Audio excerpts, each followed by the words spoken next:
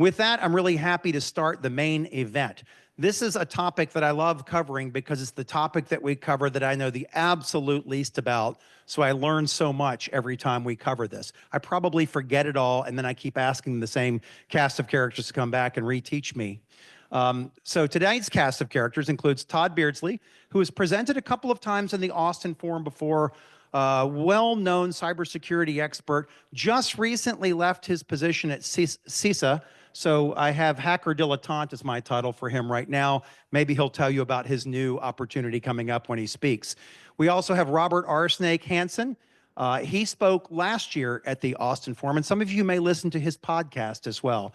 And my friend Anastasia Uglova, who is Specialist Leader for Cyber and Strategic Risk at Deloitte, a relatively newish position for her since the last time we did cybersecurity, at least. So all three of them will speak tonight. The format tonight is going to be this. Each one will come up and give a 5-minute overview of a different focus of cybersecurity, either individual cybersecurity or corporate cybersecurity or overall strategic planning and strategic risk for cybersecurity. After each of them has spoken for 5 minutes, I will then ask 3 questions that all 3 of them get to answer. So we'll spend about 15 minutes each on a major point from each of their overviews that I pull out. So with that, please welcome Tod Beardsley.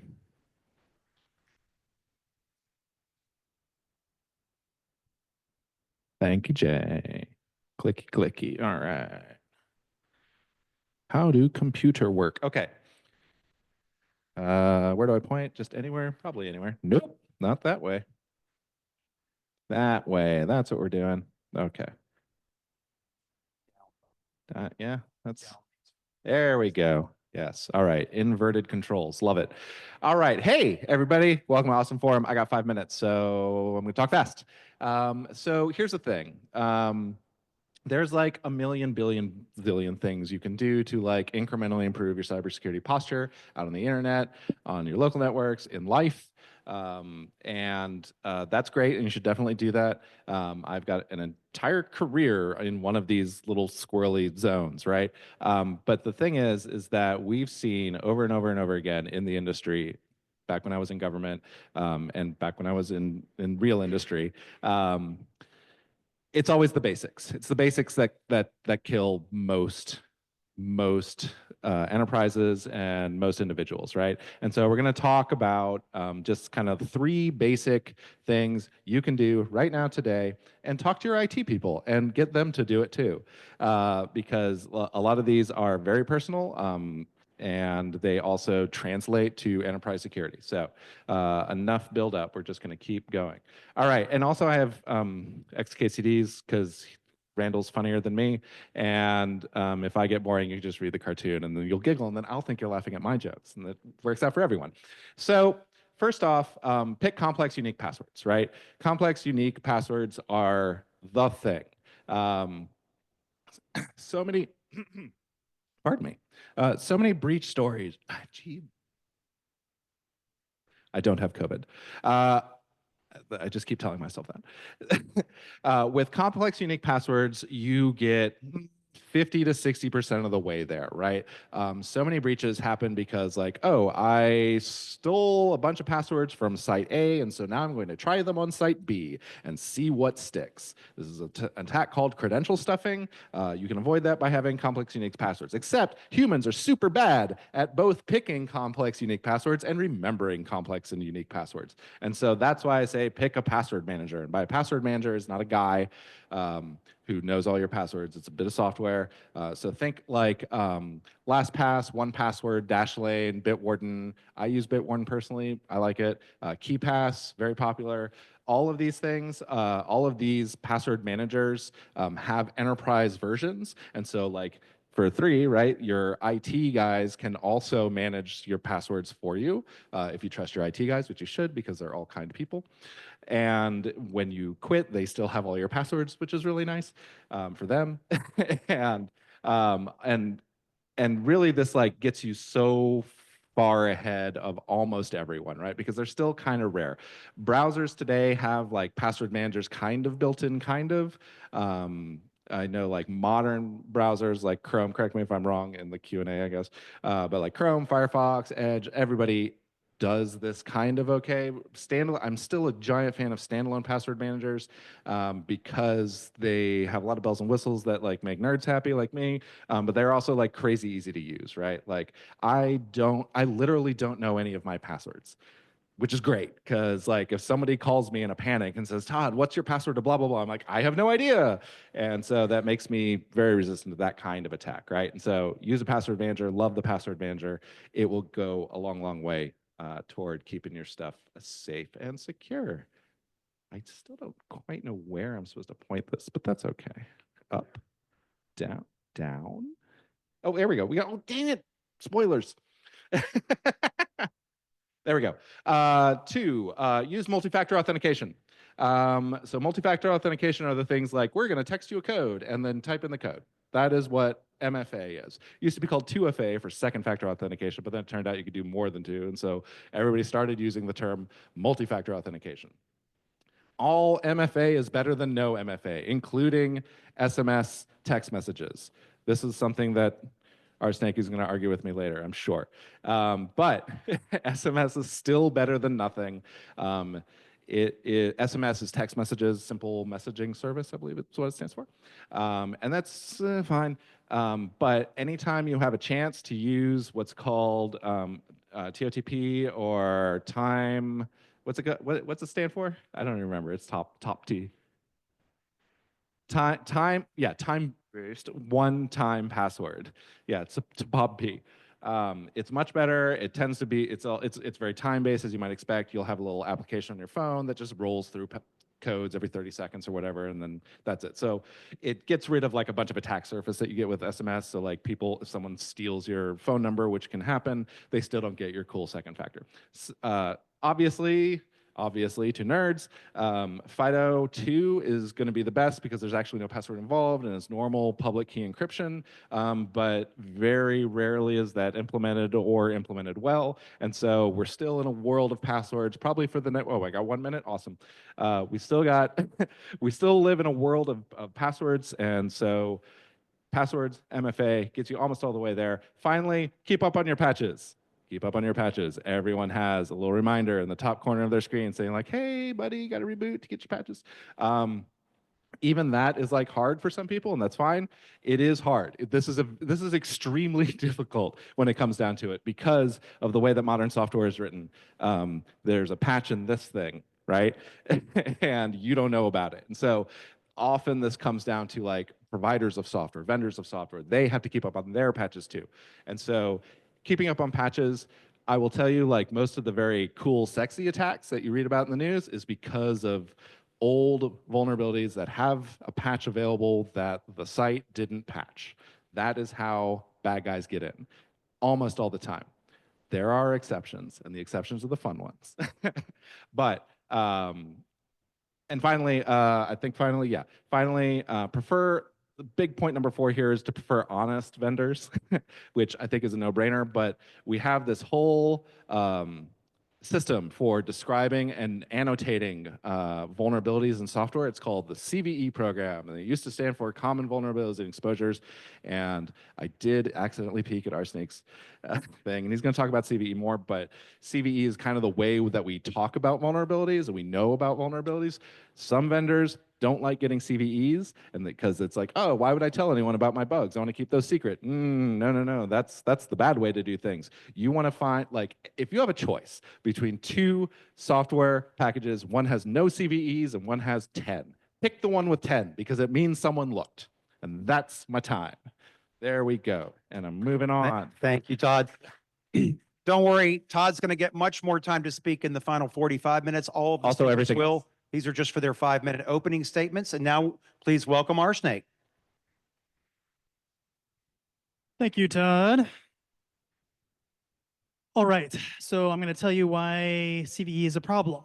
That's a nice tee up. So let's talk about what the current situation is. We've got a bunch of problems. First of all, orgs do not want to scan more, because if they scan more, that means they find more. And because you find more, that means you have to fix more.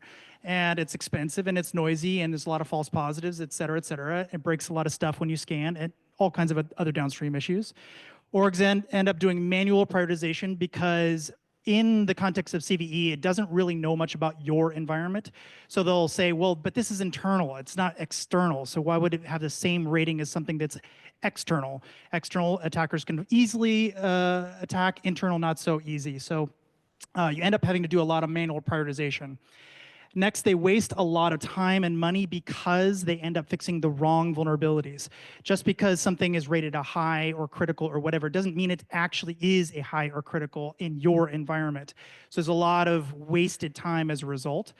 And then this is one I care about the most, actually, is that CISOs don't understand and also cannot explain why they should or shouldn't fix something.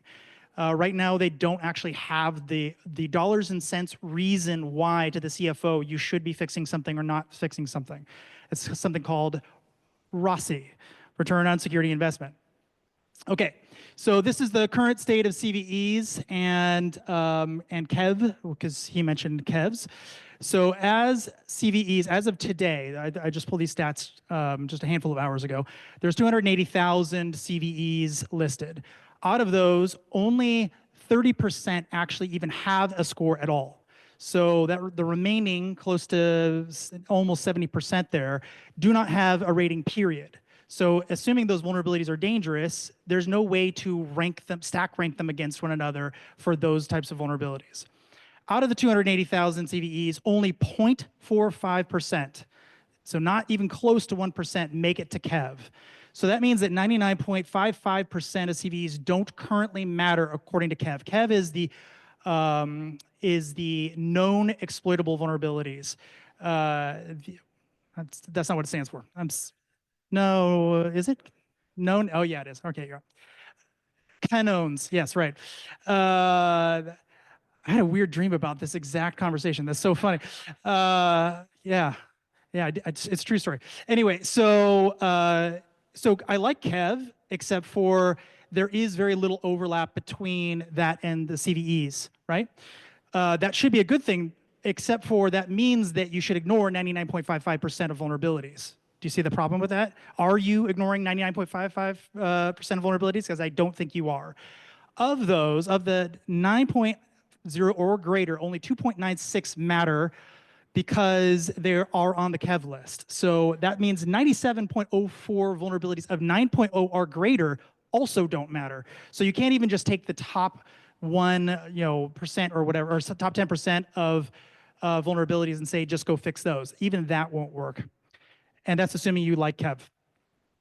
There's reasons. So this is how it breaks down. So there's 233 critical, 355 high. So it kind of skews towards high and not critical, despite the fact that these are actual exploited vulnerabilities. There's some medium and some low, which is crazy. Some that's like a CVSS score of like 3 point something or whatever. And then the vast majority, as I said before, have no score at all. So these are super critical vulnerabilities actively being exploited, and there's no score associated with it. So only 18% total are KEV critical, and most, as I said, don't even have a score. So this is the problem. If it doesn't mean anything, if the 9.0 doesn't mean anything, why are we still using that as the primary way in security? As Tod said, that different scanning tools are saying what you should go fix. And tons of them just say blankly, this is what you should go fix. There's no context at all.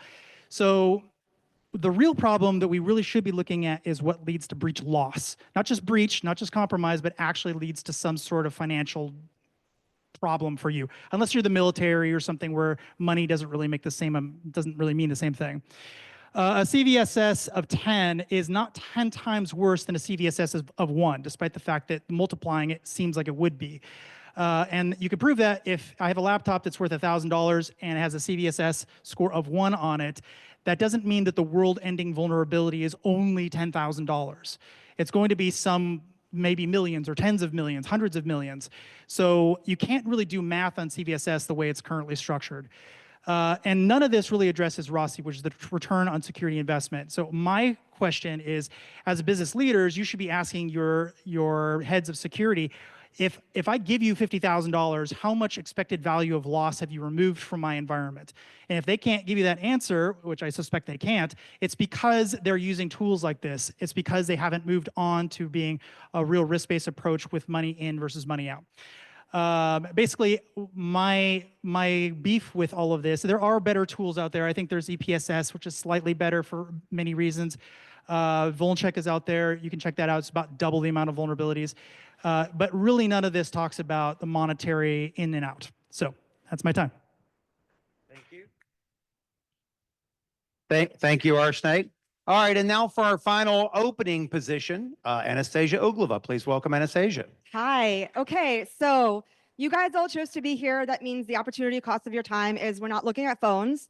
I am going to tell you what's in it for you because I had a look at my crystal ball for cybersecurity themes for 2025.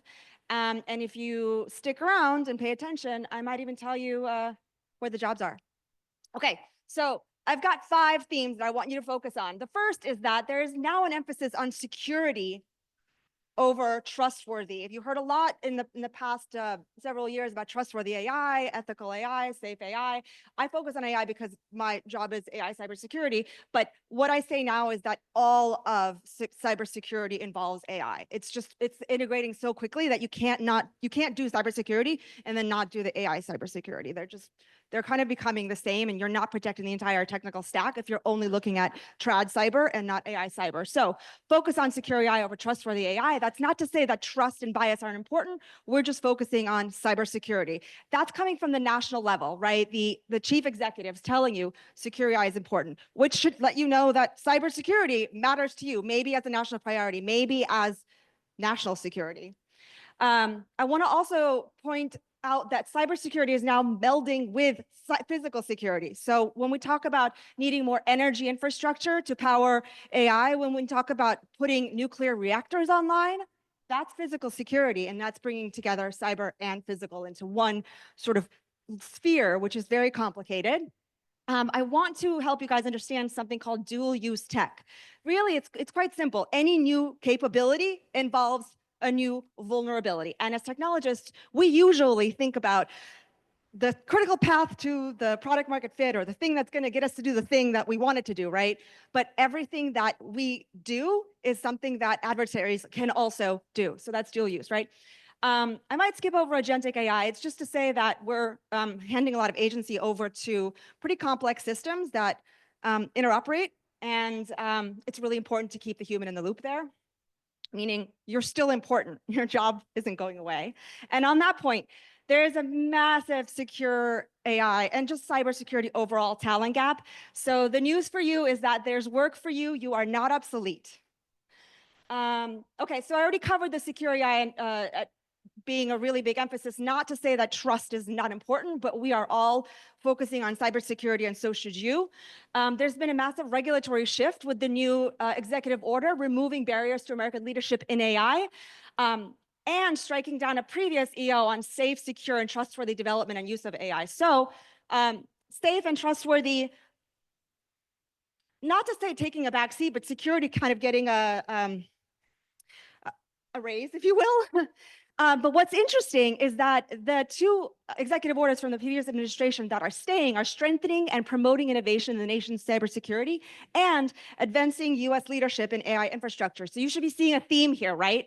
Whereas something that was struck down on safety and trust is true, the things that stayed are strengthening cybersecurity and advancing infrastructure. So that's that physical security. So what are the implications? Cyber teams now take center stage in business strategy and risk mitigation. That means no more of the hoodie-wearing, basement-dwelling engineer. These people are sitting at the strategy table, making important decisions that affect not only the business, but the nation. And the key takeaway, really, if you forget everything I said, is that in 2025, cybersecurity is shifting way to the left. There's been this trend to shift cybersecurity to the left, meaning like to the very beginning of the software development lifecycle. So you're not just tacking on at the end like, oh, is this all going to be protecting our people and our data?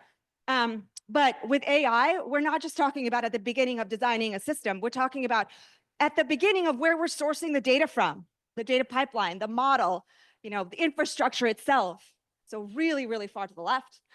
Cybersecurity and physical security. I want to just point your attention to a few recent headlines from 2024. This isn't even the $500 billion Stargate project from recent weeks. So major tech is investing in nuclear power.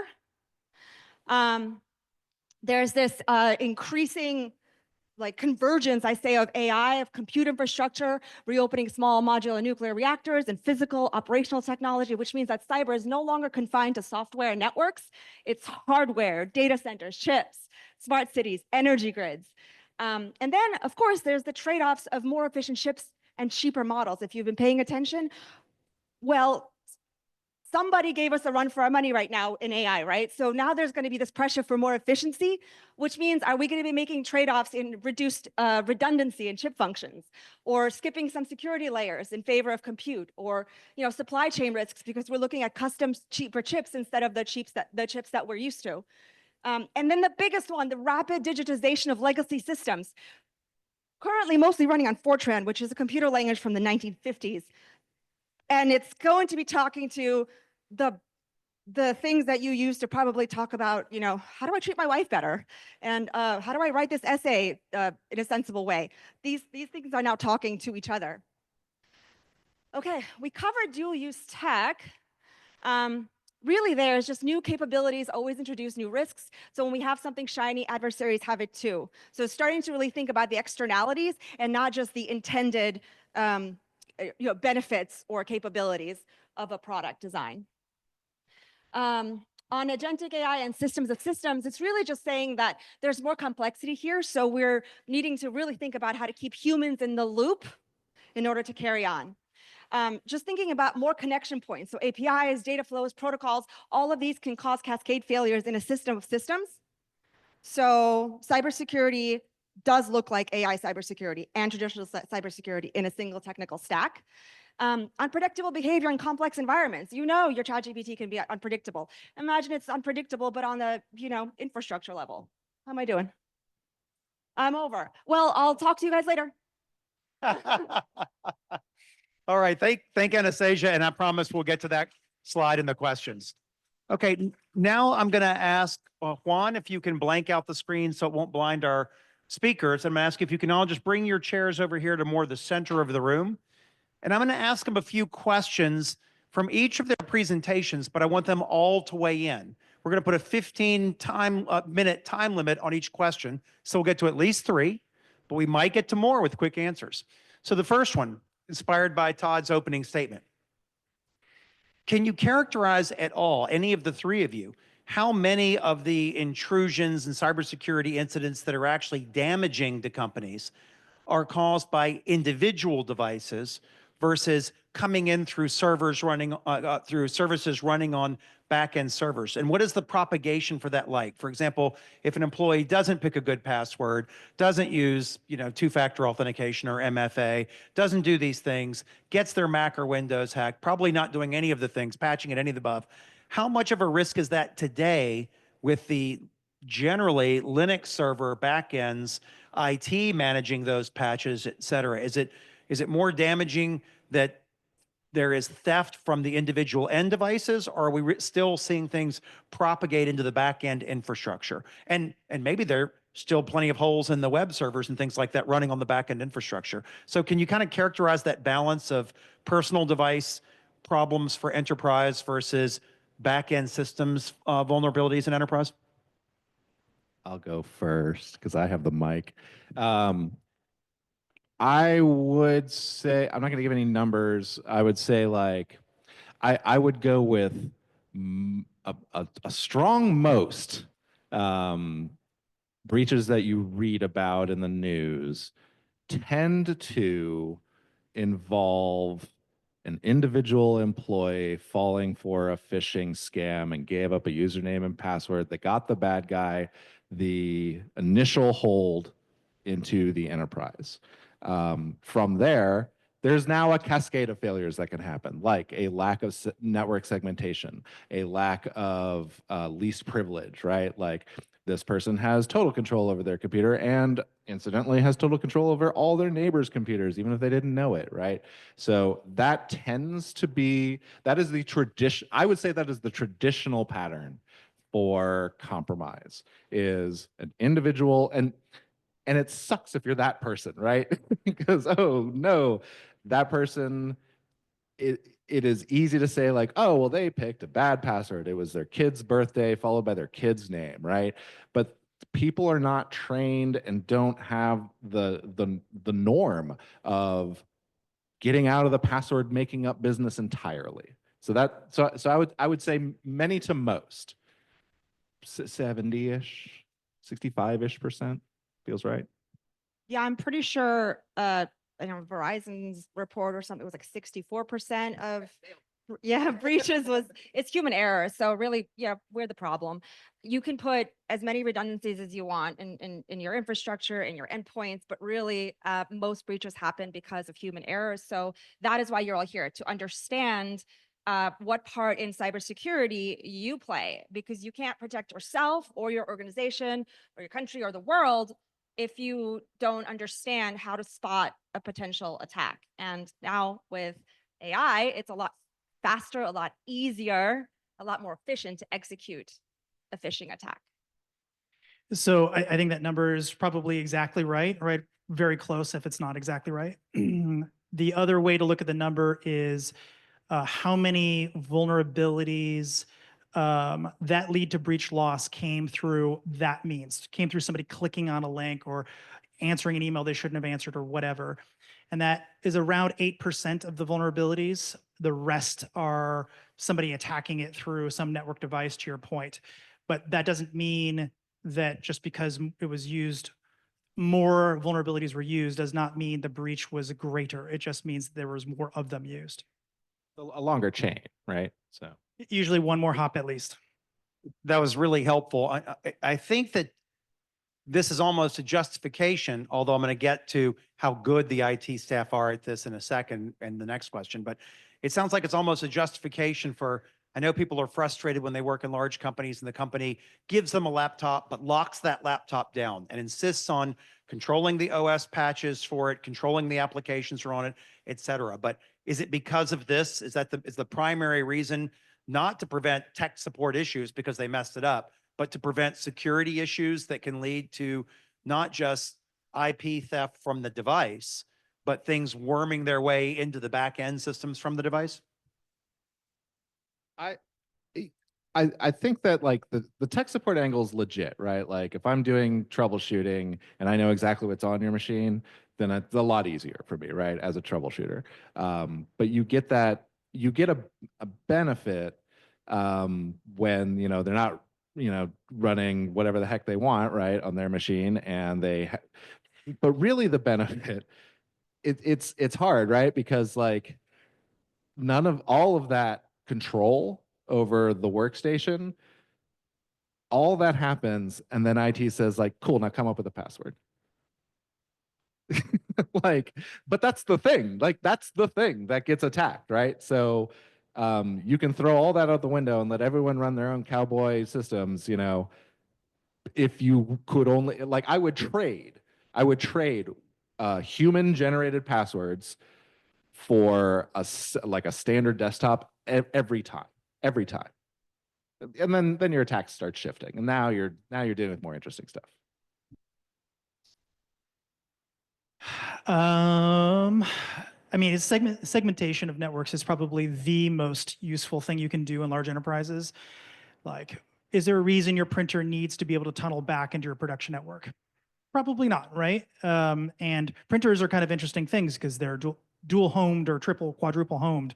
They have like Bluetooth access. They've got like IR access. They got Wi-Fi access. They're on the network, like straight on the Ethernet cable. Somebody's got a serial port you can plug into the thing, right? They're like crazily quadruple, quintuple homed. And that's just like one example of one kind of device, but there's tons of things like that. So if you assume that they're going to be breached, not that printers are the way that in, But if you just assume that the printer is, as an example, is the thing that's going to get compromised, what can it pivot to? And if the answer is the entire network, we have one gigantic flat network, well, then you should expect that anytime anyone ever compromises you, you will get compromised. But one thing I think is important about this conversation, like, I think you might be thinking, we never get hacked. Any company we have ever worked for, we don't get hacked. I can 1000% confident tell you that every single big company on earth has been compromised. And here's how I know. Go down to their IT department and look at the racks and stacks and all these junk computers that are all running slow or have pop-ups, or they can't log in for some reason, or it's spinning out a lot of email all of a sudden or whatever. All of them are compromised. Every one of those companies are compromised. So the question is, what's the blast radius? How bad is it that it gets compromised? Yeah, you guys ever hear of zero trust? Zero. It's really hard. So yeah, I mean, it used to be trust but verify. I think that's more of like for your social interactions, like trust people but verify that they're telling you the truth. But I think in information security, it's just it's probably easier to assume breach, and then work from the assumption that, like, to borrow from Star Trek, resistance is futile. So build for resilience instead. Like, you will get breached. How do you recover? Do you have a business continuity plan? Do you have ways to, in real time, reassess whether the entity that's accessing a certain set of documents should have that access indeed? So it's just zero trust. Trust nothing, verify absolutely everything, right? Yes, but zero trust is super duper duper hard, right? Like zero trust is some branding that I think Google was like really big into. Like they pushed it. Google and Cisco. Yeah, and Cisco. Thank you. They pushed it real hard, and like Google at one point, like 10 years ago, like released a paper. It's like, hey, we're doing zero trust over here, and everyone's like, cool. And then it turned out it wasn't really like. Zero trust is super duper hard. The predicate assumption is, one, you're going to get owned, but two, like, just assume pwned and presume everything is on the internet. Like, forget this VPN business, right? Forget the VPN business is a great start, right? And like, there's a lot of like West Coast style companies that are like, yeah, everything's on the internet. We deal entirely in cloud-based stuff, so we don't even bother with a VPN. We're all talking Slack, and we do our stuff on GitHub, and then we do all our accounting through like some other SaaS thing. And that is like kind of an accidental model that the West Coast style of corporate life has kind of fallen into. So they're getting there for sure. And then you compare with like East Coast style of like, we all run Active Directory out of this one room in this one building, and we're all there, and you have to VPN to me, right? And so like, if you work at a company that makes you VPN in to do work, you are almost certainly on a very flat network, and it's not your fault if you get popped by a cool phishing email. It's the network's fault. It's everyone's fault, and so it's no one's fault. It's the attacker's fault. Honestly, it's the attacker's fault. They are the one who pushed the button.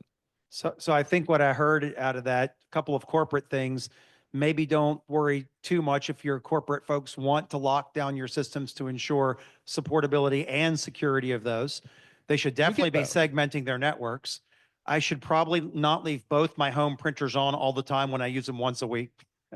And VPNs are best for accessing Hulu and Netflix when you're traveling abroad, not for security. Okay, I have lots of opinions about VPNs. Consumer VPNs are a whole different ballgame. That's a different, scary beast. Be very, very, very, very careful. Can you actually, in all seriousness, can you address the VPN one? Because I saw your password, hard passwords, two-factor authentication, or MFA. You had several common security practices, but you didn't mention VPNs at all. And I think it sounds like all of you are sort of anti-VPN. Is that right? Okay, so it makes a lot of sense when you're tunneling into legacy networks. And actually, this is worth mentioning because Tod was talking about when people say they're moving to the cloud, that's actually a misnomer. That is not happening. What is happening is people are building in the cloud and they're staying right where they were. So they have the legacy, old, boring, clunky networks, and they have the cloud native stuff as well.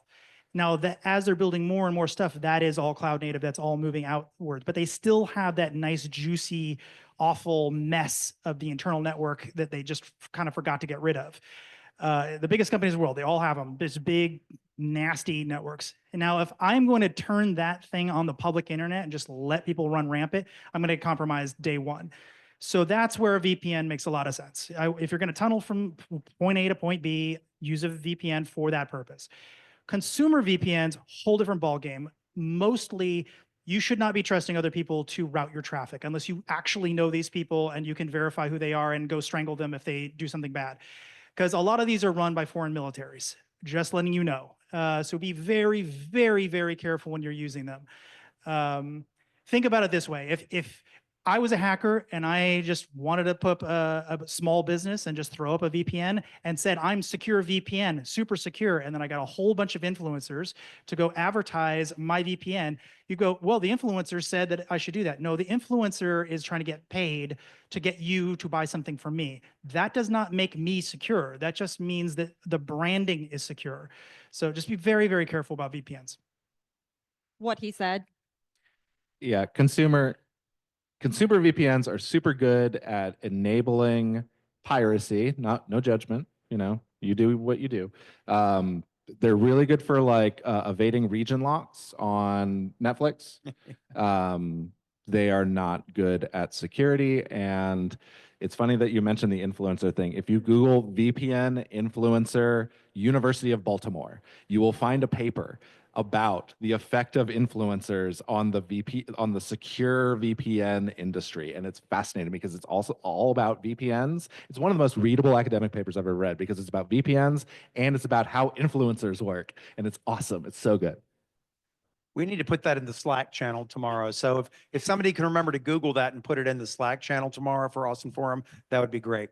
I want to go to this principle of Rossi that Rsnake brought up.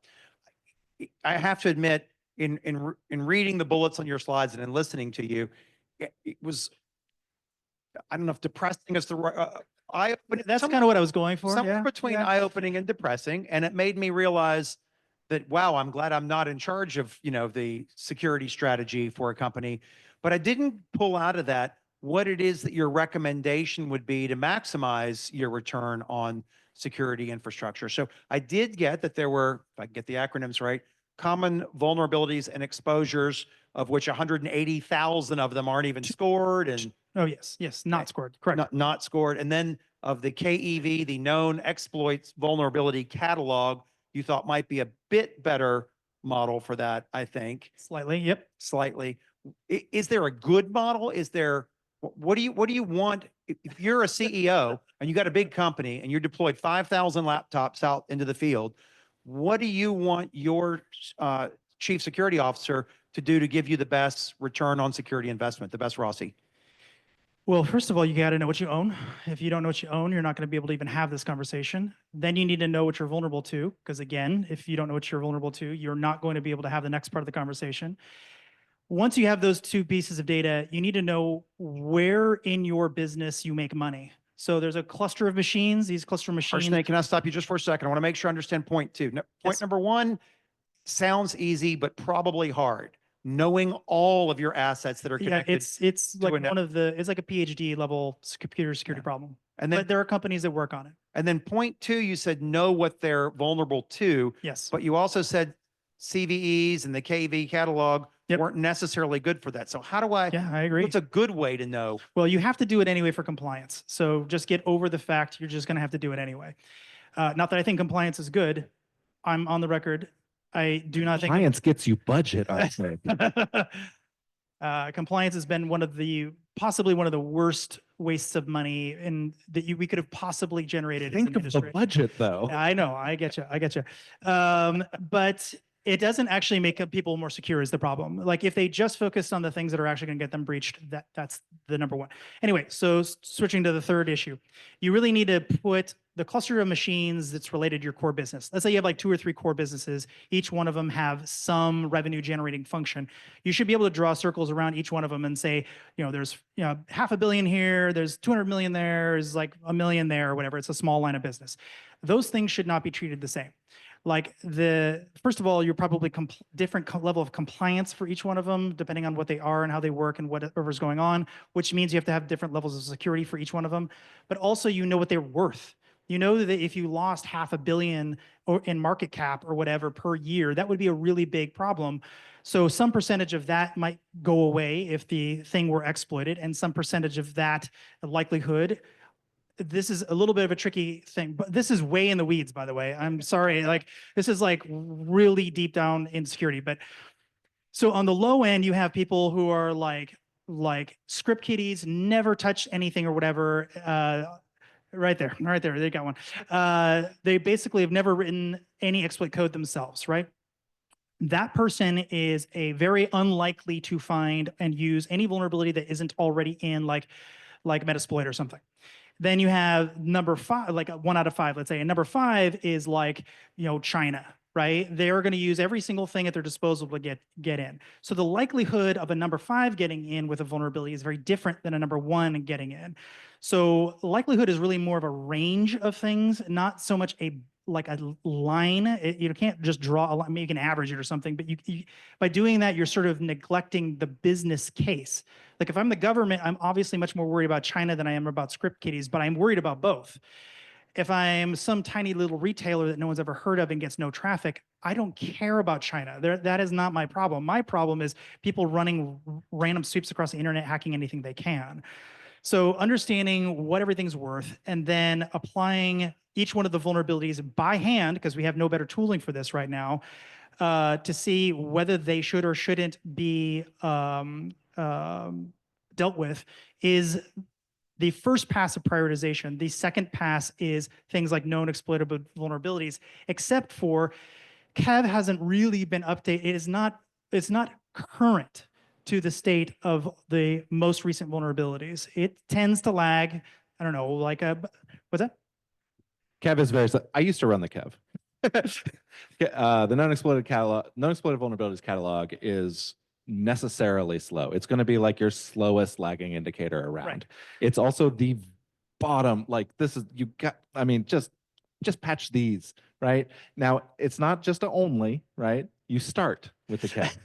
And then you get to the 99.55% of all the other vulnerabilities. But get the Kev ones first because they are proven to be valuable to attackers because we know that they exploited them at least once. I will Anyway, say that's it. I will say I disagree with one part of what you said, which is that you should get to that 99.55%. I would argue you definitely shouldn't. For one, if you go and talk with the insurance brokers, the insurance industry, they know which vulnerabilities lead to breach loss. And there's around 3,000 of them. It's not 1,000, which is Kev. It's around 3,000 or 4,000, something in that. Nowhere close to 280,000. Nowhere even vaguely close to 280,000. This is a rounding error. That's the thing. Most vulnerabilities don't matter to you. Right. But even if that were right, let's say just the 5,000 and that's perfect, like that's the perfect list. I'm not saying that's true, but let's say that is true. Even that, I would still want prioritization on top of it. I would want to say, if I give you the CISO or whatever some amount of money and you fix these vulnerabilities, how much reduction in total likelihood of breach loss multiplied times likelihood times the cost of the exploitation happening post-compromise minus the cost of remediation. That number, if that number isn't positive, I don't want you working on it, because what you're basically saying is actually economically disadvantageous to work on those vulnerabilities. So don't do it. And if you can't prove to me that it makes sense financially, then why am I going to give you budget?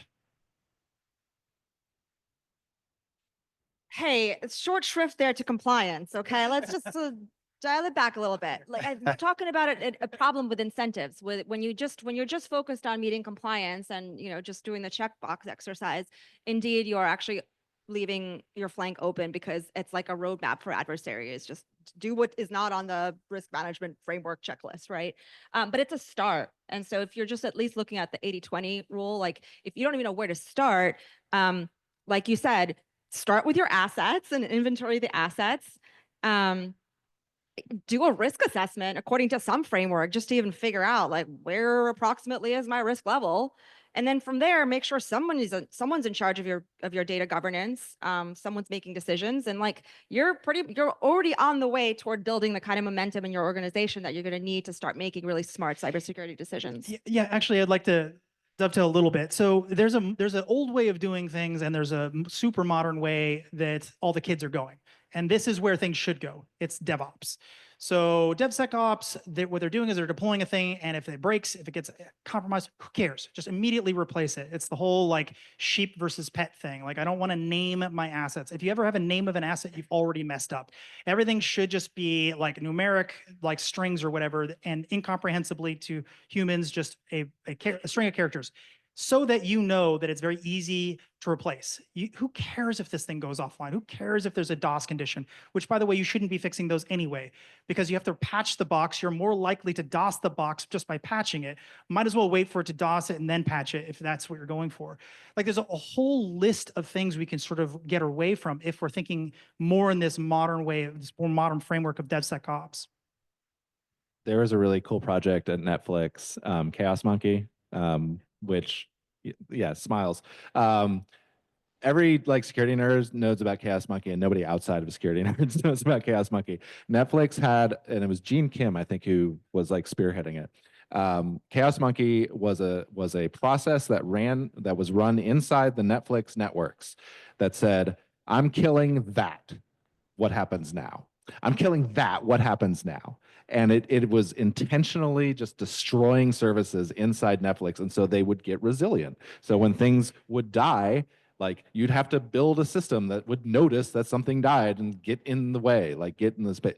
This is I think it's an incredibly advanced, no one does this.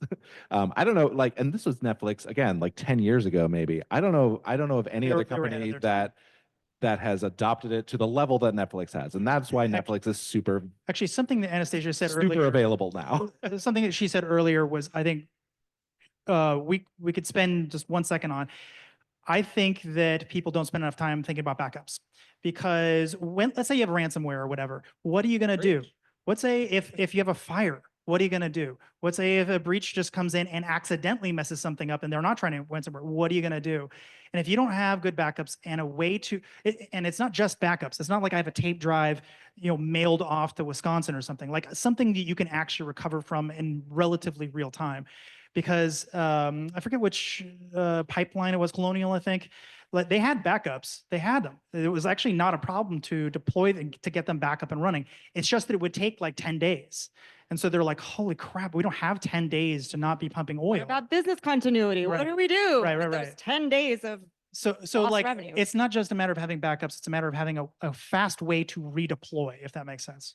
Disaster recovery is part and parcel with cybersecurity for sure. And it's fires, hackers, all that. Incident detection and response is something that it's a bit of a luxury. It costs, right? But it's a flavor of disaster recovery when it comes down to it. So I'm going to ask you guys a question about startups. Austin is a innovation capital. We have lots of startups here, and startups don't have the expertise, and we're going to get to the expertise and the need for jobs and the AI part in a second. But most startups don't have super expert cybersecurity people when they first start up. So if you, I would even argue the big guys don't. fair enough. If you were not concerned with user preference and you wanted to deploy secure infrastructure as you're starting up your company, and it's got, you believe, really valuable IP assets, $10 billion, $100 billion IP assets, you think you're going to be a decacorn or better by the end of the year, what would you do? What would your security guidance be for what they should use? And what I mean by that is, would you tell them, look, you're going to get one client laptop on one OS. We're not going to be deploying a bunch of different things that we have to patch. You're going to be one smartphone or no smartphones that can access the business backend servers.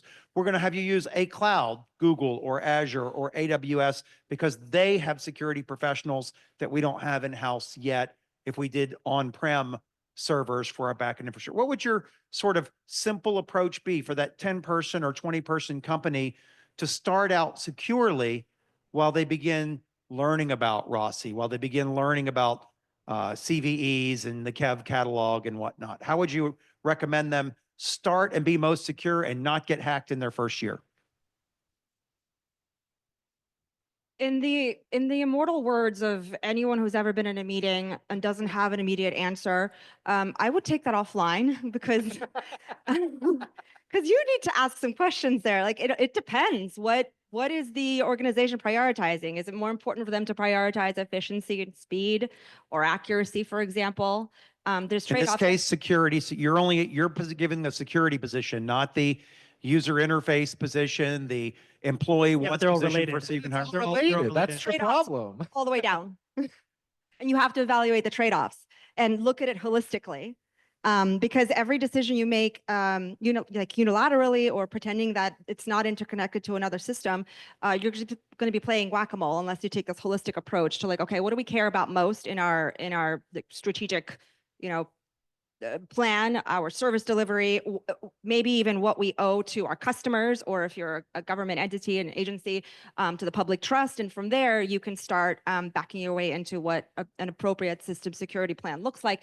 That being said, I'm no CISO, so I'm going to probably hand this to the expert to my left. I mean, I was certain you would say buy insurance. I was certain of it because that's like, Just kicking the can down the road. yeah, that's fine. But I get paid. But you have to be careful. You can't actually use the cyber insurance. If you use it, no, I'm serious. You can have it, it'll work, but then you won't get it next year. And if you don't have it next year, any sales contracts you have, the demand that you have cyber insurance, you'll now not be able to be compliant with, and you will be out of business the following year. So you really can't use cyber insurance. Yeah, but I've got my like $1 zillion idea. I was thinking, look, there's a bunch of different businesses that are like that, right? You have like cryptocurrencies where they could be worth $1 billion tomorrow, right? Or you have like very large old stodgy companies with the Campbell soup recipe or whatever, right? I think really it comes down to a lot of isolation and segmentation and assuming breach, obviously. But I think her answer is right. I would want to ask about 1,000 more questions before I start giving you advice, because the difference between like there's companies like VeriSign, they have like these secure enclaves, and there's enclaves within enclaves and blah blah blah, and that all seems to make sense for them, and it wouldn't make any sense in a different context where I need to come in and out and use it, like get access to it all the time. Like oil and gas industry have $1 billion machines where you can get inside and like 3D visualize underneath the soil.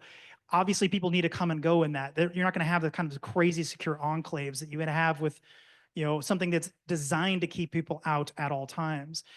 I think it really, really depends. I would ask a bunch of questions before I'd answer. Well, you successfully avoided the trap that I was hoping to lure you into of Windows versus Mac, or iOS versus Android, or Google versus Azure, or cloud versus on-prem or something. But are there any general guidelines you are willing to give for startups that lack security expertise in how they begin developing an IT plan? Well, hire a really, really good security architect first, like crazy good, and ideally also a really good security product manager. Those in combination can get you most to where you need to go. Okay.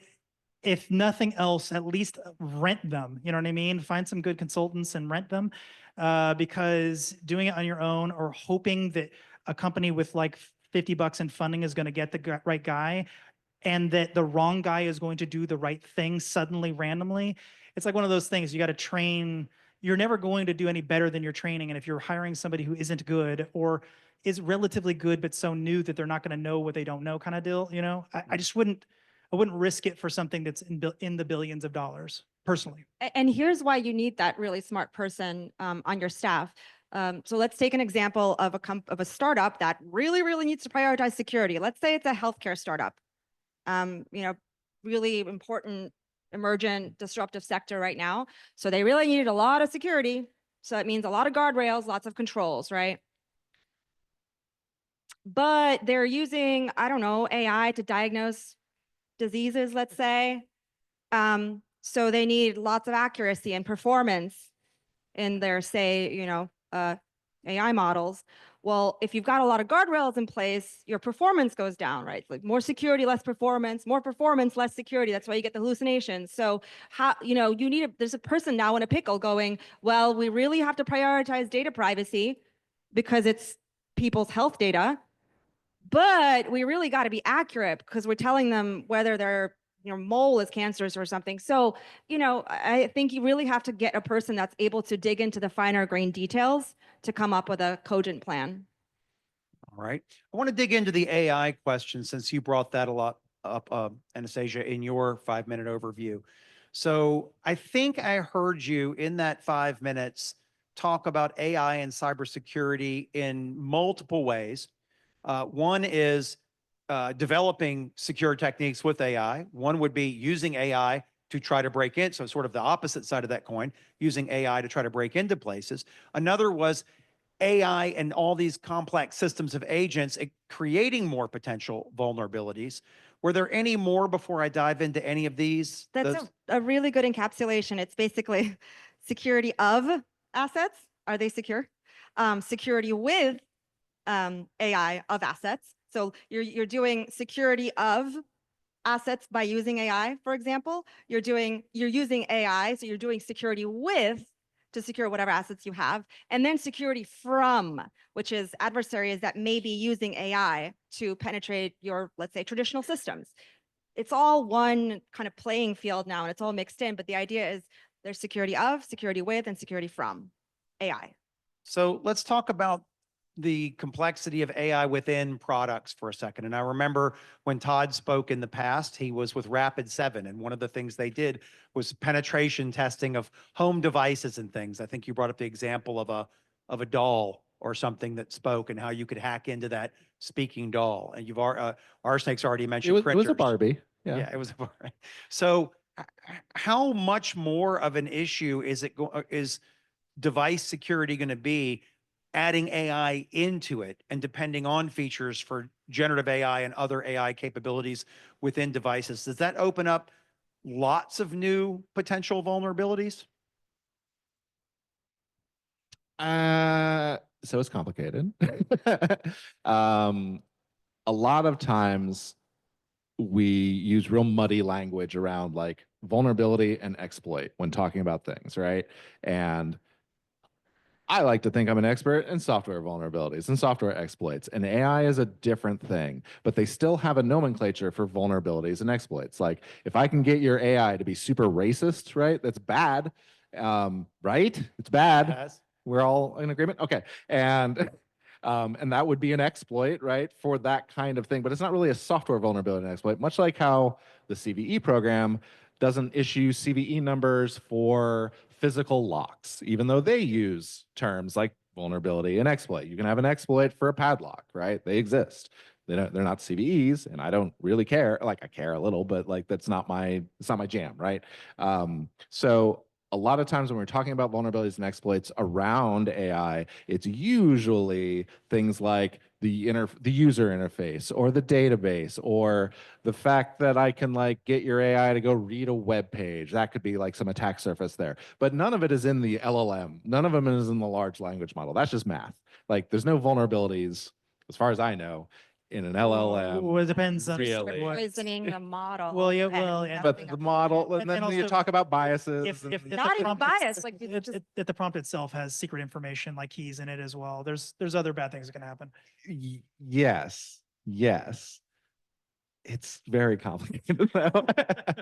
Because ultimately the LLM, like ultimately you could argue there's no such thing as a vulnerability. Computers do exactly what you tell them to, right? Computers are like the worst genies ever. You tell them to do a thing and they then do it in the worst possible way, I right? think I'm probably going beyond this, just a single stage LLM, which I get what you're saying, versus these agentic systems that may have systems of systems. LLMs and other generative tools as part of that overall agentic system or meta system, really.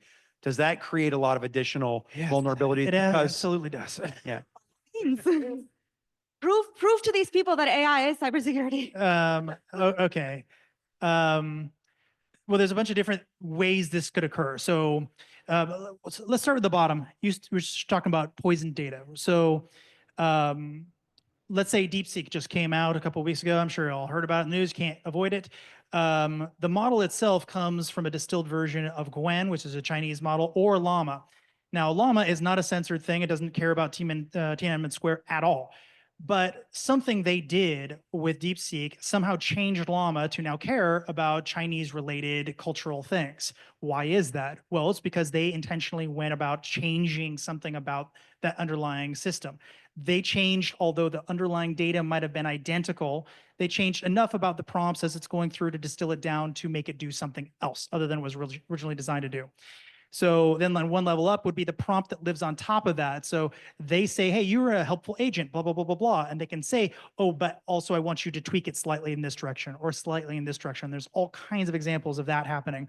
And then there's things like plugins, more your agentic question that you're originally getting to. A lot of things can plug into the AI model that go off and do basic performance functions, or they hit an API, let's say, to see if you've got like stock of something in your shopping cart or whatever, or submit a trouble ticketing ticket or whatever.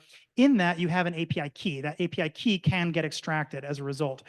Also, any kind of prompt injection where you're sort of making it do something that it wasn't supposed to happen. So it was not supposed to have this kind of output. It's only supposed to have this other kind of output, because if it has the other kind of output that you don't like, something bad happens. All right. So that's prompt injection. And there's a whole category of horrible things that can happen in there.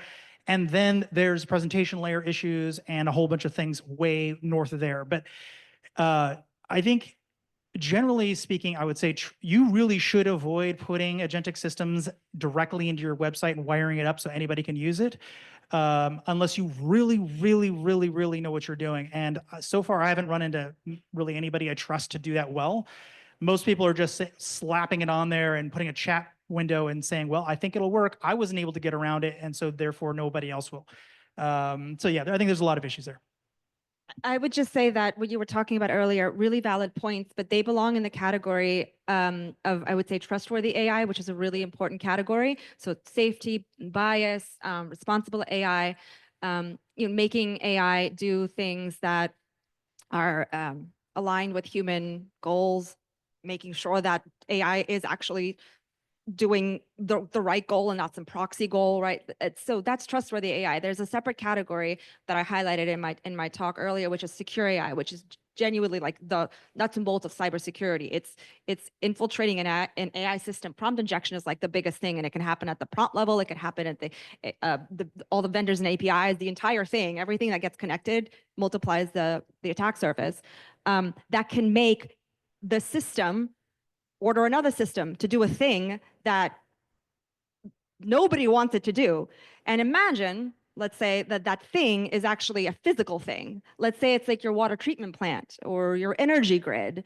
You get it, you're picking up what I'm putting down, or does it make sense? Like it's not just making sure that we feel comfortable as a society with how we're using AI. It's quite literally cybersecurity that gets complicated because the attack surface is multiplying.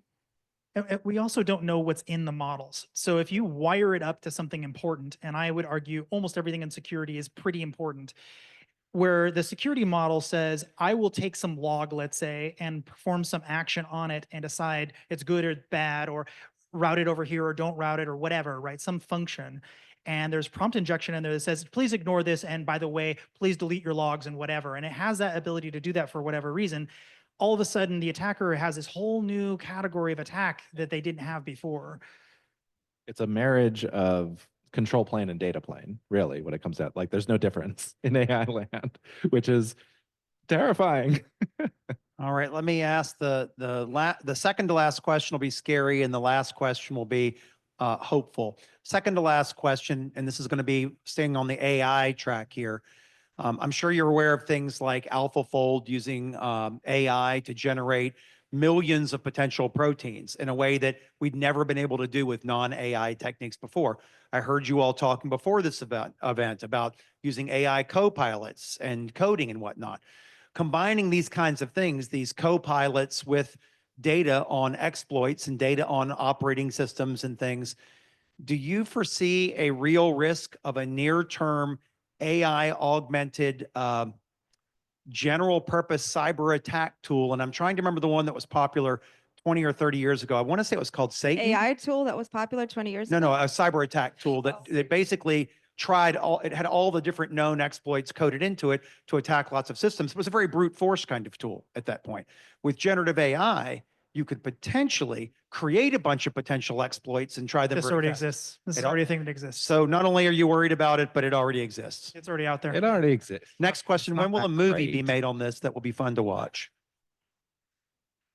Okay, that's disappointing. I was hoping it wasn't out there yet. So the final question, more hopeful. ACC actually It has, doesn't exploit with any love, though, and that's really the real tragedy. so they should add a fake love personality onto it as well. I mean, you say fake. Yeah. So ACC has a cyber infrastructure program, a new 4-year degree program. I know other schools are ramping things up like this. The market seems like it should be great for cybersecurity professionals for the unforeseen future. Is that true? Yeah. Welcome to the field. If this were still on, there would be some stats from the World Economic Forum. Alarming stats, but hopeful for your future job outlook. Some 14% of organizations report that they are A-okay. They have the skills and the staff and the expertise to take on the cybersecurity challenges of 2025. So in case you didn't So hear. 14% are lying. 14. Oh, what about the rest of them, right? Exactly, right? Okay, so then what do you do with that information? Do you go and become a hacker or like an engineer? No, I started learning Python an embarrassingly short time ago. However, one of the biggest gaps in cybersecurity is the ability to communicate its business value at the C-suite, because it gets complicated really quickly, and it's hard to like, what does that even mean with the Kev? Who's Kev, right? Like what can Kev He's do for my great. organization? Yeah, right. So what can Kev do for me, right? That's the job of people, I guess, like myself, who look at it at a systemic level, and can try to communicate it in a way that hopefully lands. So that's one. So it's not all engineering. And two, it's not all just code. If you're looking at operational technology, you're also looking at the intersection of physical security and people and process as it relates to code. So there's just like, this is an emergent field as we're firing up small modular reactors, these little, mini nuclear reactors, to power the insatiable demand for more compute, for more energy. There's jobs out there. AI is not taking them. Plus, we need you in the loop. All right. Oh, sorry. Any more Rsnake? I'll take a different answer. So when I got started, basically no one knew anything about security. It was basically a fresh industry. There was barely anyone in it. We were defining things as we went. We didn't even know if you could attack people online, if it would have a physical effect. Then maybe 10 years in, I would be in meetings and everyone knew what I was talking about. Like the entire crowd, everybody I was talking to knew exactly what I was talking about. They knew the terms, they knew what was going on. They were really up on the news. Maybe they hadn't heard that very specific fact, but everybody was up. Everyone was up to the current state of art. Now we've regressed. Now things have gone back to when I'm in an audience, almost no one knows what I'm talking about. I got a few head nods about the theories, or like, I like what you said, but they couldn't echo it back. They don't know what I'm talking about, which means if you're looking at the curve, we've actually seen a massive reduction in quality of the candidates that are landing inside these companies. As a result, they are no longer capable of doing the job that we were able to do about 10, 15 years earlier than that, right? So I've been in security for around 30 years. And so what my advice now is we've got to automate. There is no way to make that shrinking capability of that user population do a better job, especially with the growing importance of this in terms of both its connectivity as well as its prevalence. We need to move towards way more automation. So automation as in AI? So security with AI, using AI to automate certain processes that... Certain processes, but like, but very niche, I would say the vast majority of things should not be AI. Behavioral anomalies, right, in a network. in some cases. It really 90% of, probably higher than that. I would probably put it at 95+% of use cases shouldn't be AI. They should just be straight up if else statements or case statements or switch statements or whatever. AI does make some sense for certain things, like take my environment and my config and apply this patch to this config. That makes a lot of sense, right? Let's say, like, just make this all Quickly make correlate sense. all of these heterogeneous data sources and make it make sense. That I would put on the if. All right, I'm stage. actually I'm gonna pause this where this is going because it's a longer conversation than the question I asked, and I do want to make sure that we get to some of the audience questions as Sure. well. So apologies for that. So please welcome Bjorn Billhart, our newest member of the advisory board. Thanks, Jay. And Jay asked me to moderate the Q&A. I was like, what could possibly go wrong? Now I know what can go wrong. There's so many great questions, and I'm going to make most of you mad at me for not asking your question. That is very smart of you, Jay. That's very smart. Yeah. So now I'm going to make enemies out of all of you. So in order for most of you to feel charitable inclined to work, by the way, if I miss your question and you want to ask it later, please stay around. Also, tomorrow, Jay mentioned we have free drinks at Jay's wonderful bar, Remedy. So come find me afterwards if you want to come. I'll buy you a beer. We're gonna go really quick. So maybe one or two of you answer if you feel you have something to say, and we're gonna try to go through these questions as quickly as possible. I'm gonna go from the bottom up, and if you just started to write your question, I may not get to it because there's already so many good ones in here. So what's the most common consumer product that you as a cybersecurity expert distrust, and why? My phone.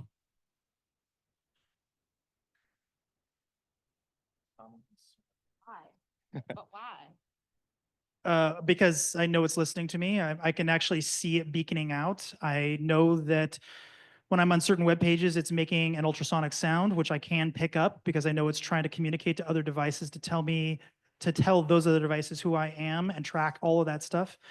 Just tons and tons and tons of sub reasons. I mean, it's horrible. The phone is one of the least secure things I think I've ever owned in my life. All right. We'll take one more. I mean, I think modern phones are some of the most secure computing devices ever invented, and that's kind of a low bar. Yeah. All right. What is the worst vulnerability you have dealt with, and how did you remedy? We're all under NDA here. Not really, but you know. Worst I ever dealt with. Yeah. What was the bash one? Bad bash, something like that. Yeah. There was a bug where you could like basically trick the underlying, it was a command injection bug essentially, but it was like freaking everywhere, and it was super bad. It was one of the bash bugs. I'm sure somebody in the chat is like screaming, it's like, no, it was this one. But yeah, the bad bash is pretty bad. Yeah, that was bad. I don't know. I got owned by MSO 8067 Okay. for sure, personally. So that was bad. I mean, I can think of 1,000 things. So nothing seems like nothing really stands out. I'll because watch it's- this together over 30 years, Rsnake. No, bad things have happened, but they were all kind of mitigated or like dealt with in some of the ways. Some companies I've been involved with have gotten compromised, and those were super nasty. A lot of it were, humans, obviously, typing in all of their credentials into spear phishing sites. And so they basically, and these people who typed it in were the admins. So they basically handed over all the remote credentials to the third party. So that was unbelievably bad fix. And they didn't notice until they asked me what was wrong with the website. I'm like, you mean the phishing site? They're like, what do you mean it's a phishing site? I'm like, it's a phishing site. So that was a bad day. I can't talk about my war stories, but if you want good entertainment or to be terrified, Google Petya and not Petya. Oh, Just yeah. hang the. I want to change my Yeah. answer. Oh, no, that's my answer. You can make up your own answer. NotPetya was real bad. Real bad. All right. Next question I got here. How do you break the barrier of corporations being scared of being liable for finding security vulnerabilities when they do testing? Can you repeat that? Sorry. How do you break the barrier of corporations being scared of being liable for finding security vulnerabilities when they do testing? Well, I will remind them that there is no such thing as software liability in this country. Vulns, oh, whoopsie doodle, like put out a patch, move on, Well, publish, make a CVE, do all this thing. That's not how I understood his question. So maybe we need clarification. I thought what you meant is scanning will find this bug, therefore I won't scan because I don't want to know about the bug. Right. Is that? I think that's how I interpret it as well. This like used to be a thing when it was like you couldn't be a hacker and tell people what you hacked because then you're gonna go to jail. But now it's like encouraged. Bug bounties are encouraged. Some places is encouraged. So this is a really, really hard question. I don't think I have a great answer for you. I don't think that we have great incentives to do it. I think from a CISO's perspective in particular, it's even more risky than it is for anyone else in the company to know a vulnerability exists. However, when what was the Equifax? When Equifax got compromised, the reason they got compromised was because of a test server. They fixed everything except for the server that they didn't know existed. So as a result, they got compromised through that one system. Once upon a time, you might be able to argue, well, I didn't know it existed. I didn't test because I didn't even know it was there. But now tools exist to show you that it's there. So if you didn't use what most people in this room would, on our side of the fence anyway, would consider to be industry standard tools, that falls more into the gross negligence category. So that's how I would try to push them in that direction. And just, business value, right? So there's a really famous report that comes out every year about data breaches. On average, in the US, it's like $6 to $8 million annually to recover from a breach because you've been breached. On average, that's every single business, large, small. That's a really huge cost overall. And so just if you're trying to encourage a company to take red teaming seriously, for example, just put it in dollar terms. Yeah, I think the way I would try to frame it to existing businesses is your company isn't worth as much as you think it is because you have unrealized loss. You just haven't realized it yet. When it gets compromised, you'll realize the loss and you'll see how much your company was worth. So if you want to remove that and retain what you believe to be the value, which is purely subjective, I understand, but there is, in the same way a car value is subjective, a business's value is subjective and objective, right? There is a buyer on the other end. If you see this amount of value lost and you have a multiple attached to it, so let's say it's $1 million of expected value of loss and you expect to go for 10x whatever your value is, that's actually $10 million of loss that is just not realized yet. So I would push it in that realm of thinking. Great answer. Which industry is gearing up or needs to gear up the most? Which industry is gearing up and which industry needs to gear up its cybersecurity the most as far as you're concerned? It's getting good.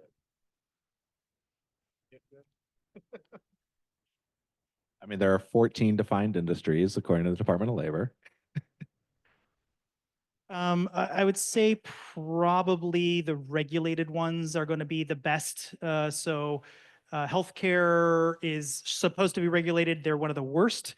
So ignoring them, banking is way up there. They really do know what they're talking about. Normal traditional banking is Normal pretty traditional good. banking. They've gotten significantly better because of FINRA and other regulatory oversight. Also because of BITS, which used to stand for something and now it doesn't stand for anything for some reason. The SIG, the self-assessment documents, because for you to be compliant, you have to, everyone around you has to be compliant. So force all their vendors to be better, et cetera. So that industry has done extremely well. I think healthcare has got to be one of the worst. They're way at the bottom. And there's lots and lots of reasons for it. There's like a lot of people physically coming in and out. Doctors aren't good at it. Their IT departments kind of have to deal with personalities and a lot of influx. And I don't know. There's just a lot going on there that makes them particularly bad. All right. Next question. This could be a fast answer. Sorry, wait. No. The worst though is are like electrical or water companies. Those are the absolute worst. Oh, so yes, I was gonna say operational technology, but I don't know, didn't seem to fit the format. But yeah, I think longer term, it's OT, it's all that infrastructure. Shorter term, dude, everybody. When we're removing barriers to innovation, it means that there's less regulation, so we're gonna innovate faster. So adversaries will also innovate faster. So more innovation means more risk. Just like buckle up. And Every company is a tech company. what's scary to think about, like electrical and water, if those are the industries that are the most vulnerable, and also if what you're saying is true, that a lot of the attacks come from foreign governments, that could easily knock out a lot. That's actually precisely the reason they are the most vulnerable, because unlike a retailer or something, you have average hackers. They attract bad attention. Right. Places where money transacts are places where hackers are going to go. But who's going to, Too many mics. who's going to an electrical company to steal money? You're not doing that because there's no money there. Who's going to a water company to steal, that's not a place where hackers would ever go. So they're not getting trial by fire. They're not just getting random adversaries attacking them all the time like the retailers and banks do. So they're just not experiencing the pain, but they are absolutely compromised. They are fully compromised at basically every level. They are very, very vulnerable. All right, we have to go to the winning question. I got through about a third of the questions that I really wanted to ask. I started with the short ones. I didn't even get to the long ones, but this was incredibly valuable and really, really interesting. And I'm now going to make even more enemies out of this entire room by picking only one. There's only one that we have. All right. So this is a question that I picked mainly because I want to sound smart in front of my friends, and I want to record this answer and give this answer. So at the end of the year, I can say, see, I told you all. So that's why I picked the question. And the question is, as we enter 2025, what cyber threats do you believe are currently being underestimated? And how should we proactively defend against them before they become mainstream? It's a hard Well, question, and I want to know the answer. Well, the best defense is a good offense, but actually just being aware is really, really important of what's new. And I think that's what the biggest threat is, that there's a lot of newness happening in your technological innovation, but our wetware, our like biological innovation moves at geological speed. And so we're kind of like at a loss sometimes to comprehend the exponential rate of change. And so inform yourselves first, because I think the biggest threat actor is just like newness, but you can make it your friend by informing yourself. And the place to do that, just check out the OWASP top 10. OWASP, right? It's like OB, except it's a WASP. Top 10 is just 10, the top 10 for LLMs, top 10 for machine learning, just 10 of the biggest threats in a particular like surface area, written in human readable English. It's great. All right. Any other predictions? Now, prediction question or threats to watch. This is a bit of a weird one, but I think you're going to see a bit of a backlash from the insurance providers for bad code and or bad architecture of security companies. And they're going to punish companies that haven't done the right thing very severely. And like it or not, insurance companies are the ones going to drive policy. So if they decide that your company is a liability as opposed to a benefit, or just neutral, right? If they know that you're getting compromised, and by virtue of you getting compromised, their clients are getting compromised and they're having to pay out because of that, you are going to be on the no-no list. And so I think you're going to see at least one security company find themselves in there, and maybe several. So as a business owner, now I not only have to worry about the cyber attacks, I also have to worry about the insurance companies. Yes, but Jay, I would have loved to end on a more higher hopeful note, but no, but the insurance companies actually have their customers' best interest in mind in this regard. Maybe the real threat actor are the friends we made along the way. Who asked that question, by the way? Which one was that? Are you in the room here? Was that your question? Trust but verify is what we're doing right now. Actually, zero. Go ahead. All right. There you go. Umar. Okay, send me an email message at j@austinforum.org. Well, let's thank Umar, let's thank Bjorn, and let's thank all of the speakers for that great presentation and Q&A.